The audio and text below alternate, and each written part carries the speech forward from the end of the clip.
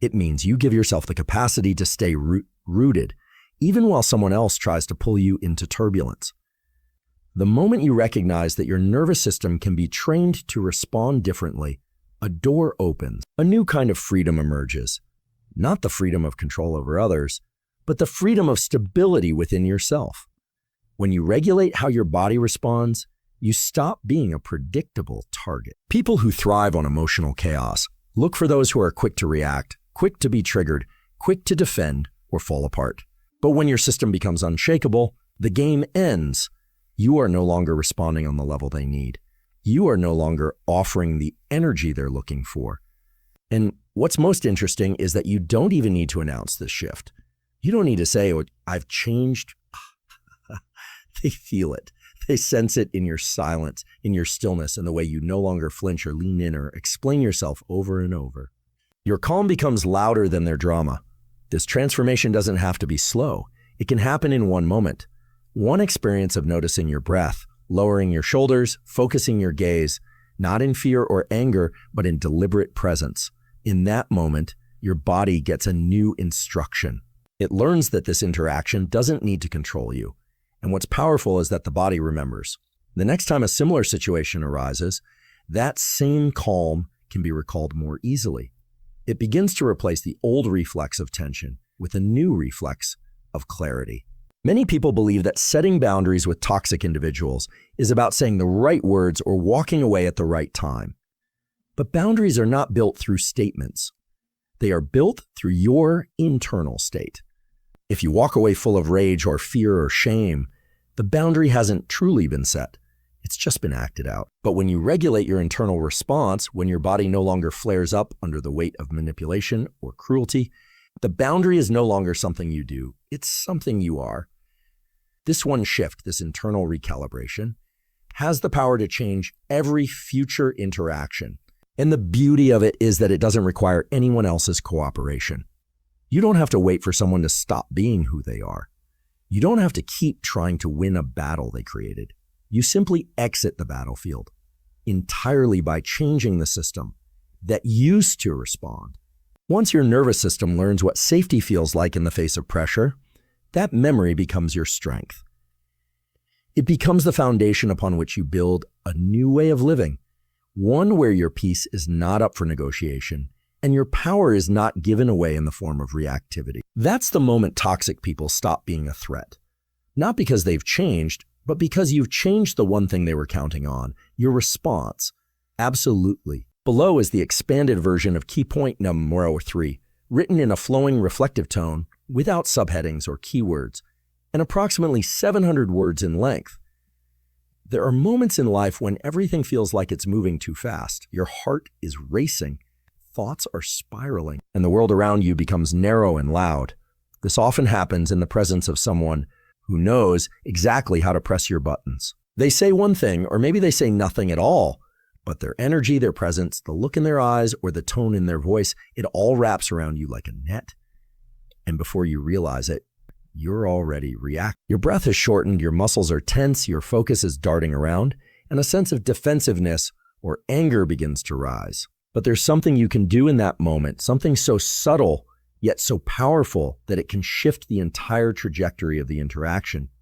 You take control of your breath, your posture, and your gaze. When you focus on your breath, you take the first step out of the emotional chaos. Most people breathe from the chest when they're under pressure, shallow, quick breaths that signal to the brain that something is wrong. But when you consciously breathe deeply, slowly, from the diaphragm, you're sending a different message. These are all useful skills, but there's something more fundamental that lies beneath all of that. It's the realization that what toxic people are actually looking for isn't just access to your life, but access to your emotional energy. That's their fuel. Your reaction is the reward they're after. Whether it's a look of hurt, a spike in your voice, a wall of silence filled with suppressed anger, or the emotional exhaustion that lingers long after they've left the room, it's all the same to them. It's proof that they've managed to influence your state of mind. And once they know they can get to you like that, they'll keep coming back. This doesn't always show up as obvious drama. Sometimes it's subtle, disguised as concern, sarcasm, teasing, or backhanded compliments. But underneath it all is a test. Will you respond? Will you absorb the tension, internalize the discomfort, feel compelled to fix or explain something that shouldn't need explaining? That's the dynamic they want. It creates an invisible thread between you and them, a pull that keeps you tied to their moods, their opinions, their behavior. The more you respond, the stronger that thread becomes. But when you stop responding in the way they expect, something changes. The dynamic breaks. When you no longer show signs of being rattled or thrown off, you're no longer useful to them in the way they need you to be. You become difficult to read, harder to manipulate, less emotionally available in the ways they've counted on. And at first, this might provoke them even more. They may escalate their tactics, push a little harder, try to regain the grip they once had. But if you stay grounded, if you remain steady in your inner world, they start to feel it. The absence of reward, your energy, which once spilled out so easily, is no longer leaking into their hands. This is not about becoming cold, distant, or emotionally unavailable in your life. It's about being highly selective with where your emotional energy goes. It's about learning that just because someone is loud or persistent or familiar doesn't mean they deserve access to the most vulnerable parts of you. When you take away your reaction, you take away the illusion of control they had. And without that illusion, their influence fades. It can be tempting to think that you need to make some grand statement in order to finally cut ties or set the record straight. But the truth is, the most powerful shift often comes in silence. Not a silence filled with resentment or passive aggression, but a quiet that comes from detachment, from clarity, from having made the decision internally that you will no longer participate in dynamics that cost you your peace. That kind of silence speaks louder than any argument ever could.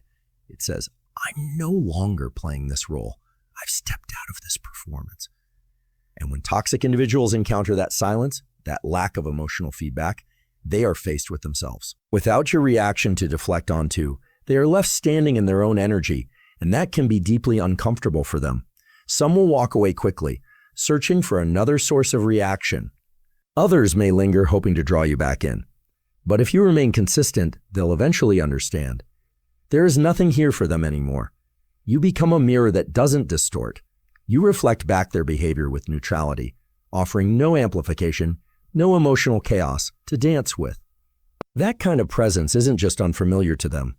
It's intolerable because they can't control it. They can't feed off it. And so they begin to retreat. Not because you force them out, but because there's nothing left to hold them in. This is what it means to take your power back. Not by fighting louder, but by responding less. Not by shutting down, but by choosing where your energy flows. And once that choice is made and made consistently, the people who once drained you begin to realize that they no longer have a place in your world. Not because you hate them, not because you defeated them, but because you've become unavailable for the game they were playing all along. Of course. Below is the expanded version of key point number 5, written in a fluid, introspective tone without using subheadings or keywords and approximately 700 words in length. There is something profoundly liberating about realizing that a single internal shift, one conscious choice, can alter the course of your life, especially when it comes to how you relate to difficult or emotionally disruptive people. Many assume that lasting change must take years, that you have to repeat the same painful patterns a dozen more times before you earn the right to peace.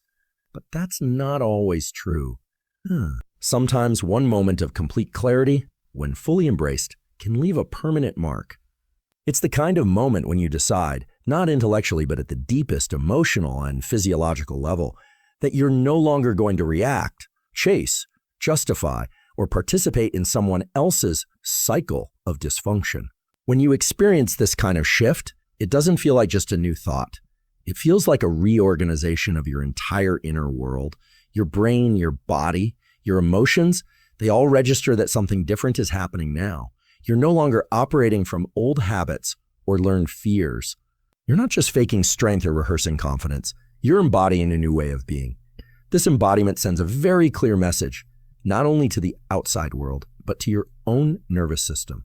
We don't do that anymore.